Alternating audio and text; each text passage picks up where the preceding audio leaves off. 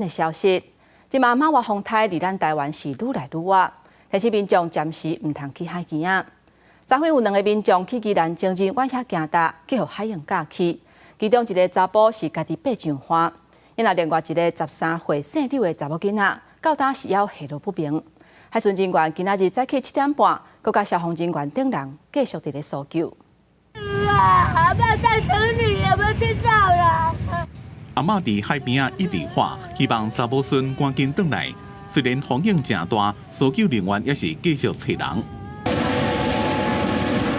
宜兰所有的景点情人湾，28早起发生一对男女和长颈赶落去海底意外。25岁姓张的查甫人家己爬上花化救人，13岁读高中1年的姓刘的少女无看的人。他说他有先上来，他只是来不及救，因为那时候海已经要过来，然后他又被拉走。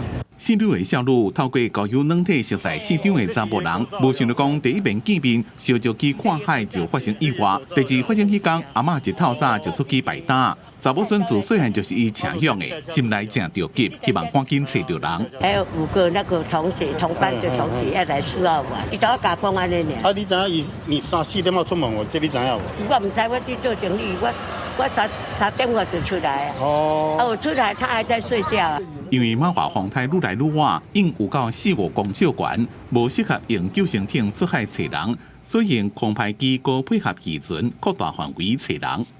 经了解，本案系一对男女网友相约前往海滩游玩，过程中不慎双双落海。其中张姓男子事后获救并报警求助，另一名柳姓女子目前尚未寻获。我们另外有请渔业电台广播通知作业渔船协助搜索失联的民众。双方自熟悉到出去耍这段期间，少女是不是遭到胁迫或者是诱拐，是警方进一步调查的重点。警方伫咧新闻了，将这个查甫人依照涉及虐幼罪，函上宜兰地检署侦办。记者综合报道。